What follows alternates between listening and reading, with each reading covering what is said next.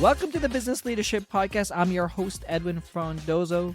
I am happy to share this episode, which is a special collaboration with Up Next Global and the Brampton Venture Zone, celebrating BVZ's 5 years of bold founders. I was honored to sit down as the interviewer and learn directly from this community of builders, innovators, and leaders. So let's get to it. I'm joined by Usha Srinivasan, founder and CEO of BReady.ai, and the former executive director of BVZ. Usha helped launch and lead BVZ, shaping it into an inclusive innovation hub. She continues to champion diverse talent and entrepreneurship. Usha, it's such a pleasure. I guess just jumping in, I'd love it if you could share what community insights first inspired the creation of the Brampton Venture Zone. Mm-hmm. For people who don't know, the whole reason Brampton Venture Zone came about was because the city of Brampton was really interested in bringing an innovation entrepreneurship culture to the city. And really, they were trying to do that by going to others who've done it in the past. So as some of your audience might know, TMU had the digital media zone in downtown Toronto, and they wanted to create a similar kind of activity here. The only glitch was it was May 2020, and you know what happened in 2020. We had the pandemic, so it was difficult in some ways to start something, everything that is, kind of remote.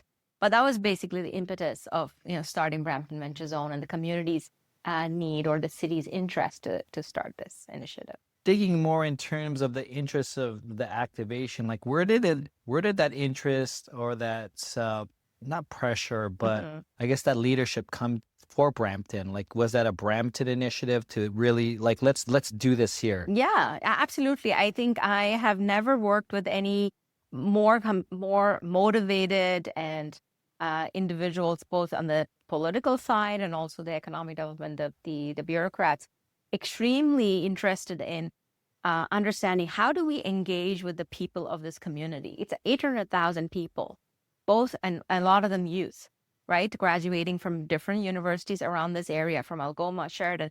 How do we make this happen? In fact, prior to Brampton Venture Zone, they had something called Brampton Entrepreneurship Center, which still exists. They tried to do hackathons, tried to figure out how do we engage with the community here? Is there an interest? Do people want to start businesses? And that's how it all began. And then the entire Brampton Innovation District came about from that initial interest that the city realized we've got to do this. We've got to create this. Our community can't always go downtown to Toronto. We have enough of a big community to engage with.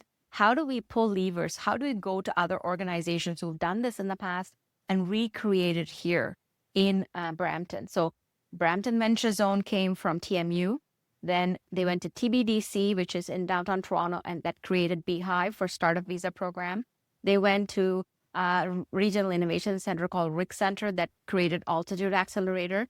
And so this is how Innovation District was formed. And it really came from the passion and the will of the political parties, plus the mayor and the team member staff to make this happen. I really love the collaboration. And, a good memory came up, as you mentioned, the Brampton Entrepreneurship. I actually ran a number of those startup weekends there you go. Before COVID. So I feel a little proud to what has flourished in here. I was literally down the street here in the Brampton in the exactly. City Hall. So that's really cool. Yeah. You mentioned it launching during the beginning of COVID. I'd love to just dive in terms of like how you and the team really navigated the challenges of building this new incubator culture from the ground up during COVID. Yeah, it was definitely a challenge. So I believe TMU signed the contract with the city in January of 2020, but they didn't bring me on board till May. And I guess I don't shy away from challenges. But the surprising thing is, during COVID, everyone, including council members, were willing to give me 20 minutes of their time. Wow. Because maybe they were, not as active out in events, which typically happens, right? Nothing was happening. People were like, okay, here is a person who wants to build something interesting here. I'll give you 20 minutes. And what I did when I came in is, to be honest, I don't live here. But at the end of 5 years, people thought I lived here. Mm-hmm.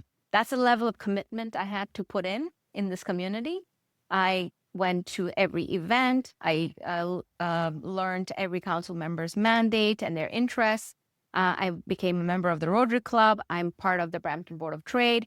And so that initial interest of understanding who is here, what is the community interest, I actually drove, the first day I got hired, I drove across Brampton, zigzagged across Brampton, and an entire day, because I just wanted to know who's here. Right. If there's a logistics hub, manufacturing, etc., understanding the community. And that's how it all started. And then I started speaking to people. I think I must have spoken to at least 100 people during that COVID period. Wow. May, June, July. And that gave me the idea to launch Brampton Venture Zone. What should the strategy be? What kind of sector should we focus on? What stage of companies? All of that came from those conversations. How do you think it would have been different if it wasn't COVID? Do you think maybe these folks don't give you the 20 minutes? Like, it was a very special time. I honestly believe everyone that was complaining about not having people's attention, I got more attention, I thought, during COVID.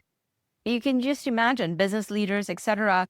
They're all trying to keep it status quo. So they had the time to engage with you. I, in fact, had a problem lab online for 4 hours with business leaders from the healthcare community to launch our programming. We did everything online, our engagement with our startups, etc. And so it didn't seem like an impediment to me. It actually felt like an enabler in some ways. Yeah, no, that's amazing. And you really, really took the horns, the bull by its horns and really ran with it. And that's amazing. So congrats on that. I guess thinking back in terms of this experience, I know before we recorded, you were talking about some of your experiments up until starting here and working here. But like, what are the key leadership lessons now, through this experience, 5 years, that did you, really personally take away from creating the BVZ? To be honest, community first. I always did think that. I mean, prior to this, I have led in 10 years at Mars Discovery District, and we worked with regional innovation centers across the whole province of Ontario. But for me, coming back to Brampton and being an immigrant myself and being in this community of South Asians, for me was really front and center. This is not something you can fake. You have to listen. You have to talk to people, businesses, youth, etc., to understand what their needs are and respond back to this community. So for me, it was a lesson in you need to listen to your audience 10 times more and deliver based on the need. Otherwise, they won't take you seriously. Usha, how has the Brampton community influenced your path now beyond BVZ? Yeah. So I think most of the people know that after 5 years of leading Brampton Venture Zone, one of the things I actually started was the Brampton Venture Expo, where we are here today. And because I felt we need our own tech event. We have a big enough community, and I felt people were not all realizing that there is amazing potential of startups in this community. So we started this with 100 people in 2020 when we started the program, and it grew. And in the last 3 years, it's been in the Rose Theater. But in September or July, we used to have it in July, actually, July of 2020, when I came in through the door, we had 1,000 people attend BVX Fest. Wow. And I thought, that's amazing. And it's grown to almost 2,000 people now, as you know. That's when I realized what my next pathway should be. I was actually bothered by the fact that, yes, I'm supporting startups create new jobs. And I'm going to say something which is uncomfortable, which is sometimes it's necessity entrepreneurship. Meaning people were not able to, highly qualified people were not able to find jobs in their profession when they came through the Access Entry Visa program or other programs, and they've decided to be an entrepreneur. Amazing. That's great. And so many of them came to be a Brampton Venture Zone. But what about the rest who, not every, entrepreneurship is not for everybody, right? And so how do I help the rest? And out of my journey from Brampton Venture Zone and Brampton Venture Expo, BReady was born, which is I'm the CEO founder of BReady Talent, which I'm committed to supporting newcomers, BIPOC talent find meaningful employment. And that's what, this journey has led me to that next goal in my life, to support the community in that way. Yeah, and I really love how you came from this vision of bringing the innovation community together and identifying, another pain point that the community is having. And it may not just be specific to Brampton, but it is something that probably is Oh, absolutely. Everywhere. everywhere, right? We're growing in New York and Durham and Hamilton region. It's everywhere, right? Yeah, no, exactly. Looking back now, and we just talked about where you're going and what you're building, and that's uber exciting, and we probably need to talk about it even more so in the future. But what's the single most valuable lesson you gained from being a part, from leading Brampton Venture Zone? Mm-hmm. This might resonate with women leaders. To be honest, sometimes, women leaders don't have the confidence. Yes, you've had an amazing career, etc. Really leading Brampton Venture Zone and having the support through TMU grew me as a leader. Like, yes, I can do this. Mm-hmm. I've built this, and it's okay that I can build and leave and leave in a good place. I mean, you heard in the announcement today that it's renewed for another 5 years. And that was my promise to TMU, that I will make sure that it's renewed, because this work is important before I exit. And so as a leader, I think it's a confidence building, right? As a female leader, especially, that, yeah, it's possible for you to do things when you have no direction, no map, no strategy presented to you, but you can create things just based on community needs. Yeah, and first off, congratulations, because it's a success. It's something that, you could be proud of, the community could be proud of, and it's also a legacy building activity that whether it's you personally stamp name on it, but it's something that you have already passed on to other women leaders, other leaders per se, to really continue on to what you're building. And you're still part of the community, Usha. Yes, like, you're still in there. Yeah, I'm here. I guess just before I let you go, I'd love it if you could share within one sentence, how would you describe Brampton Venture Zone's role in your entrepreneurial story?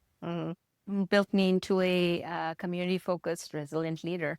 Amazing. Usha, it's been an absolute pleasure. I look forward to seeing the world that you're creating, that you're innovating. Thank you for joining us today.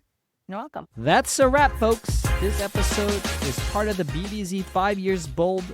It was produced in collaboration with Up Next Global. I'm grateful for the opportunity to learn from the founders and the BVZ community that continues to shape the Brampton innovation ecosystem. Until next time, have yourself a 100x life.